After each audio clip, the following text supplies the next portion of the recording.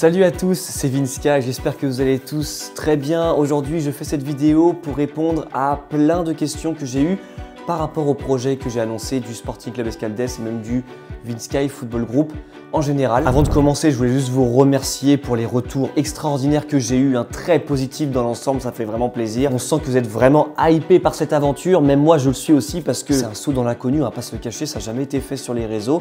En tout cas, je pense pas avec cette dimension-là et je pense qu'on va vivre des choses incroyables tous ensemble, donc rien que pour ça, moi aussi je suis excité. Salut Vincent, je vais commencer par être très honnête avec toi, je ne suis que très peu ton contenu. Étant malgré toute cette génération YouTube, quoi qu'il en soit, je suis à la fois choqué et fier de ce que YouTube peut permettre d'atteindre. Alors quand je vois des projets fous et audacieux comme celui que tu nous présentes ici, je suis juste heureux de voir l'évolution et la réussite de personnes qui ont tout mis en œuvre pour réussir. Merci beaucoup Saiyan One. Ce message vraiment m'a beaucoup touché. Il y en a eu beaucoup d'autres sur les réseaux, sur Instagram, TikTok, YouTube. Je sens vraiment que vous kiffez le projet et ça me donne énormément de force pour la suite. D'ailleurs, je rebondis sur le message de Saiyan One qui dit qu'il va suivre tout ça. Il y a une question de Yanis qui dit comment regarder les matchs de tes clubs pour les soutenir sur son téléphone ou sa télévision. Alors c'est bien, il a dit tes clubs parce qu'effectivement dans le groupe il y a 3 clubs. Alors actuellement il y a une série YouTube pour le Vinsky FC. On raconte la saison en cours. Je commente aussi tous les dimanches à 15 h mon équipe, ça c'est sur Twitch. Pour ce qui est de l'Inter de Montréal, je pourrais filmer ça, commenter aussi, mais vu que ça sera le soir, parce que les matchs en 11 contre 11, au vu de la météo, commencent en mai, pour vous ce sera la nuit, donc à voir comment je vais me débrouiller, mais en tous les cas, les gens qui habitent en Amérique du Nord, et notamment les Canadiens et les Montréalais, pourront suivre les matchs en direct si je les commente. Et pour le Sporting Club Escaldès, je vais aussi avoir une caméra VEO, et là aussi l'idée c'est de commenter en direct ce qui va se passer. Ce qu'il faut savoir c'est que la D1 est retransmise en direct sur Twitch par la fédération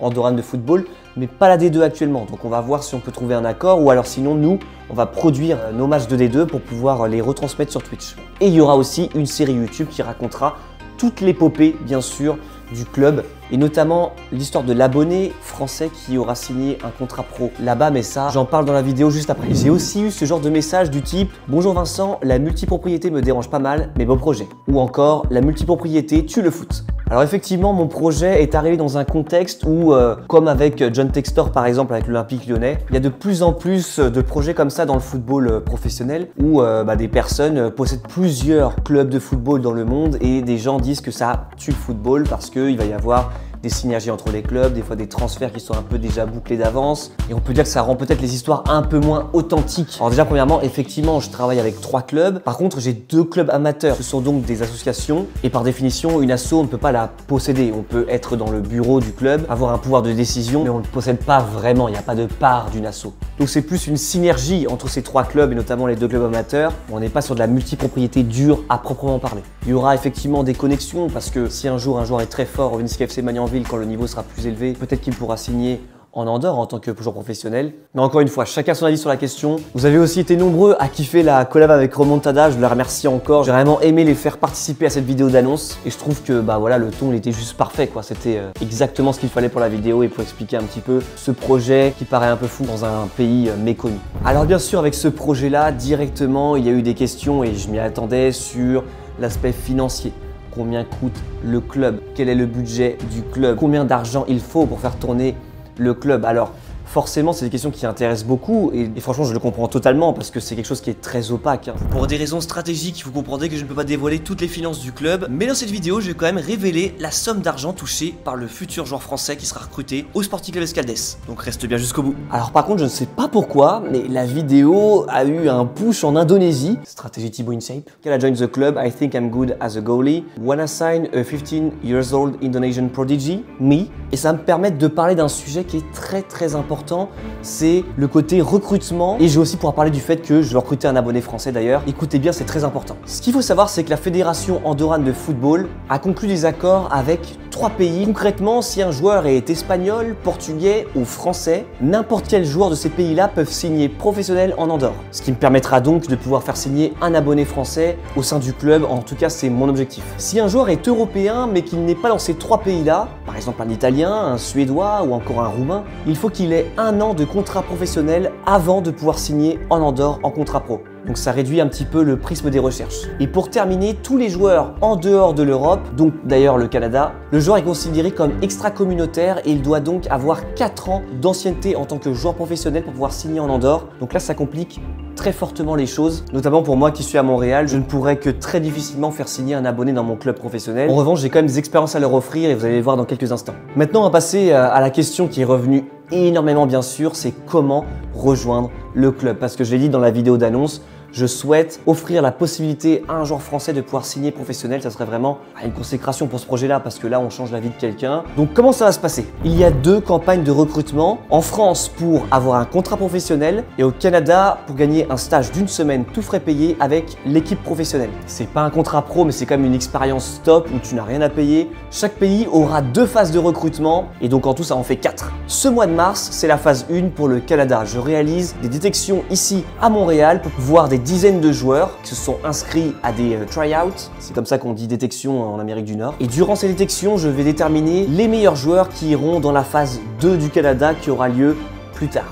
En avril, c'est la phase 1 de la France. Concrètement, j'organise 3 détections en France, une en région parisienne, à Poissy, plus précisément dans les Yvelines, l'autre à Irigny, à côté de Lyon, et la dernière à Argelès-sur-Mer, c'est pas très loin d'Andorre, c'est aussi pourquoi on a choisi cette ville. Ces détections sont gratuites, et dans la description, je vous ai mis les liens pour pouvoir vous inscrire. Il y a un formulaire Google Form, vous pouvez le remplir, et vous allez voir qu'on demande certains critères, parce que le niveau risque d'être très élevé. Je rappelle quand même qu'on souhaite recruter un joueur qui peut jouer dans un club professionnel. Alors oui, c'est pas la Ligue 1, mais ça reste comme un niveau National 3, National 2, National 1. Mais vous allez voir dans Google Form, tout sera expliqué. Et l'idée, c'est que dans chaque date, on choisisse le meilleur joueur. Et ces 3 joueurs iront à la phase 2 française. En mai, on passe à la phase 2 du Canada. C'est la phase finale pour les meilleurs qui ont été détectés du coup en mars. Ils seront réunis sur une seule date. Et là, des épreuves vont s'enchaîner pour déterminer le meilleur joueur qui aura du coup ce stage offert en Andorre tout frais payé. Et pour conclure cette campagne de recrutement, la phase 2 française qui aura lieu en juin. Là, c'est totalement différent. Nous allons organiser 4 stages de recrutement qui seront organisés sur 2 stades. Ces stages dureront 4 jours et contrairement à la phase 1, ils seront payants. Donc ça veut dire que toute personne voulant tenter sa chance pourra payer pour participer à ce stage. Ça durera 4 jours. Ce sera encadré de manière professionnelle avec notamment Romain qui a son diplôme UEFAB et à l'œil pour pouvoir recruter les joueurs dont on a besoin en Andorre. Là, vous allez me dire, mais qu'est-ce qu'on fait pour les 3 meilleurs qui ont été détectés du coup à Poissy, à Argelès-sur-Mer et à Irigny? Ces 3 joueurs-là intégreront gratuitement ce stage de recrutement. Alors certains diront que c'est un parcours du combattant de fou, mais 2 raisons pour lesquelles tenter sa chance. Premièrement, si tu ne tentes pas ta chance là, quand est-ce que tu vas le tenter? Et deuxièmement, même si tu n'es pas pris, parce qu'au final, la majorité des joueurs ne seront pas pris sauf un joueur à la fin, ce sera toujours une expérience qui sera d'ailleurs mise sur YouTube, donc tu seras quand même mis en avant. Encore une fois, je suis conscient que c'est juste un parcours du combattant de fou et que le dernier survivant sera vraiment chanceux, mais aussi très fort. Mais en même temps, c'est la vérité du monde d'aujourd'hui. Dans ces 4 stages, il y aura donc un joueur qui sera déterminé comme le joueur le plus intéressant pour l'équipe professionnelle. Qu'est-ce qui arrivera à ce joueur? On va lui proposer un contrat professionnel. Alors là, bien sûr, c'est le moment où tout le monde se dit « Ah mais le mec, il va gagner un 10K par mois, il est bien !» Je pense que plein de gens, notamment les plus jeunes parmi vous, ne se rendent pas compte du salaire moyen d'un joueur pro. On pense tout de suite aux plus grands joueurs qui forcément dérèglent les moyennes, mais la plupart des joueurs sont en Ligue 2, en National 1, et ce sont des salaires qui sont de quelques milliers d'euros par mois, ce qui est déjà très bien, mais ça ne fait pas vivre non plus ta descendance sur plusieurs générations, tu vois, il faut après se reconvertir. C'est hyper important d'avoir ces chiffres parce que je pense que plein de gens pensent que joueur pro, ça veut forcément dire gagner énormément d'argent, avoir un très gros appartement, beaucoup de voitures, mais malheureusement, c'est pas du tout la réalité. Ça représente une petite partie des meilleurs joueurs du monde, mais la majorité des joueurs pros ont des salaires très cool pour jouer au foot, ça reste quand même une passion. Mais ça ne te permettra pas non plus de rouler en Lamborghini et de prendre un jet privé quand tu veux aller à Miami, tu vois ce que je veux dire. Donc ce qu'il y a à gagner pour ce joueur français, du coup élu meilleur joueur, 3 avantages principaux énormes. Premièrement, il sera professionnel, donc il va gagner sa vie en jouant au foot. Le salaire que l'on proposera, ce sera le salaire minimum andorran, parce qu'on est en D2, on ne peut pas se permettre, sans faire exploser le budget, de proposer un salaire mirobolant, surtout qu'il faut trouver tous les autres joueurs de l'équipe. Et on parlera aussi avec lui pour pouvoir l'aider à se loger et prendre sûrement une part de son loyer en charge parce que le logement en Andorre coûte très cher. Donc si tout son salaire part dans le logement, le mec il pourra pas manger tout simplement. Donc il ne deviendra pas millionnaire en signant au Sporting Club Escaldès, mais en tout cas il vivra du football. Deuxième point, il va vivre une expérience incroyable parce que tout sera raconté sur YouTube, sera retransmis en direct et surtout ce joueur sera vraiment mis en lumière au maximum dans la série. Pourquoi? Parce que j'ai envie de raconter l'histoire d'un Français qui signe en Andorre, voir comment ça se passe son intégration dans le pays, la culture, la langue aussi, parce qu'il faut parler espagnol, ça aide quand même beaucoup. Et troisièmement, et c'est vraiment un avantage important, ce joueur aura sa fiche Transfermarkt. Il commencera donc à avoir des statistiques de joueurs professionnels. Et ça peut vraiment être un tremplin dans une carrière. Parce que plein d'agents, de coachs, lorsqu'on postule, ils demandent tout de suite la fiche. Et quand tu ne l'as pas, bah forcément, ça met un peu des freins. Donc le Sporting Club Escaldès peut être un tremplin pour ce joueur et peut-être le début d'une carrière, pourquoi pas. Pour ceux qui se demanderaient pourquoi les stages de recrutement sont payants, que je commence à vouloir gratter de l'argent par-ci par-là, là j'enfile ma casquette de manager et je vous répondrai que j'assume totalement ce choix-là parce que on s'est fixé des objectifs très élevés, monter en D1 dès la première année, aller jouer un match européen dans les 3 prochaines années. Ça demande de l'argent. On va avoir des sponsors et d'autres ressources financières, mais les stages ne sont pas à négliger. Et surtout qu'ils permettront de financer dans un premier temps le contrat du Français qui ira en Andorre. Donc toutes les personnes qui participeront à ce stage participent en fait à la réussite du club tout simplement parce que l'argent va être directement reversé dans le budget du club pour pouvoir aller chercher des bonnes performances et faire signer ce joueur français du coup là-bas. La localisation des stages de recrutement sera annoncée très bientôt. L'un des commentaires qui est revenu aussi en masse, et ça c'était tout à fait logique, je m'y attendais, bah t'as qu'à recruter Valiénard. Effectivement, Valiénard ou Antoine Lemarrier et plein d'autres créateurs qui sont à un niveau semi-pro sur les réseaux sociaux, forcément,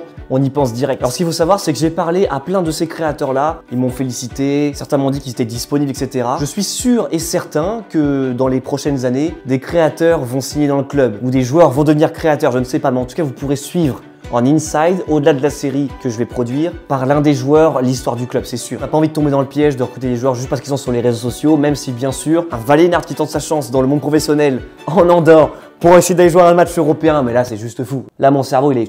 D'ailleurs en commentaire, dites-moi le youtubeur, le créateur que vous voulez que je recrute par exemple. Je commence un petit peu à targeter les mecs sur les réseaux, ça peut être drôle. Il y a Smaps qui demande, il y aura des matchs amicaux entre les différentes équipes malgré la différence de niveau, à la manière du Bayern qui débute toujours avec un club amateur. En vrai de vrai c'est une super idée et ça aussi, j'ai vraiment envie de le faire un de ces quatre. Et encore une fois, ça demande aussi de l'argent, c'est bête, hein. C'est des milliers d'euros à prévoir. Mais les priorités aujourd'hui, c'est plus de pouvoir payer le joueur français, de payer le coach, de payer tous les autres joueurs. Toutes ces sommes-là nous obligent à vraiment focus sur les sujets les plus importants, les sujets sans lesquels le club ne peut pas exister tout simplement. Mais pour rebondir sur cette question-là quand même, il y aura des matchs bien sûr de pré-saison. On ne sait pas encore les adversaires, mais on va essayer de faire des trucs cool. En tous les cas, il y aura des matchs, ça c'est sûr, parce que c'est super important. Tout ça sera bien sûr raconté sur YouTube. Et s'il y a du direct, ça sera sur Twitch. Il y a Lobin qui dit, j'espère on pourra soutenir en achetant des maillots. Là aussi bien sûr, ce sera le cas. Vous pourrez acheter les maillots du club. On n'a pas encore dévoilé l'équipementier, parce que vu que tout s'est fait très vite, il a fallu qu'on enclenche rapidement des pistes. Mais on espère bientôt pouvoir vous présenter tout ça et surtout un maillot digne de ce nom. Tu marches dans la rue, ah putain, Sporting Club Escaldès, ouais, je connais, c'est pour le Vinska, j'aime bien.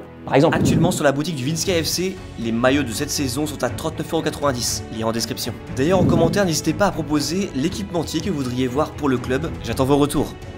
J'ai abordé tous les sujets majeurs qui revenaient dans tous les messages que j'ai pu recevoir. S'il y a d'autres questions aussi auxquelles je n'ai pas répondu, écrivez ça en commentaire. J'y répondrai directement dans l'espace réservé ou sinon je ferai peut-être une autre vidéo à un moment donné pour répondre à d'autres types de questions. C'était Vinska, merci beaucoup d'avoir regardé la vidéo. N'hésitez pas à vous abonner pour ne rien louper de cette aventure incroyable. Je vous mets en description tous les liens du club et mes liens personnels pour vraiment être tenu au courant de toutes les infos. Je terminerai la vidéo par Somiem Alt, ça veut dire rêver haut, rêver grand en catalan. C'est la devise que le club aura en tout cas pour la prochaine saison. C'est important de respecter la culture catalane qui nous accueille pour ce beau projet.